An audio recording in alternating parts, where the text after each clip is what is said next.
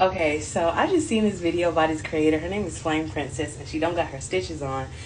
But she had said in her video, long story short, that if she get married and they get divorced and have children, them kids is not coming with her.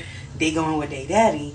And I remember this one time I told this guy, like, he was asking me about, like, if I want children. I said, nah, I'm not pressed to have kids ever.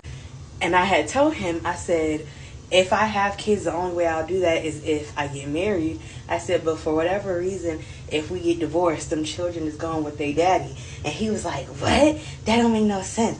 You sound like a horrible parent. And I said, so I'm horrible for saying that they got to go with their daddy, but these niggas that as soon as they break up with their girl, they don't take the fucking kids themselves. They not horrible, but I'm horrible because I'm just saying the quiet part out loud. Bitch, I'm not taking them kids. I didn't sign up to be a single mother. Like, I feel like being a single mother is not in my cards. And it's not going to be something that I'm going to be doing by any fucking means. Like, no shade. But I feel like being a single mother is, like, the worst thing that I could ever be. And I say that because I'm like, being a parent is already hard. And the fact that you're doing all this shit by yourself, I know I'm not mentally like there in order to be able to raise a child by myself. I just know that my mental health is not strong enough that I would raise a child by myself. And I've come to terms with that. And bitch, you gonna take them kids. So anyways, I told him, like, yeah, the only way that, like I said, if I had kids and we get divorced, they going with their daddy. And I said that's going to be written in a little clause, like, whenever we get married, I'm going to have a clause that won't have to have a prenup.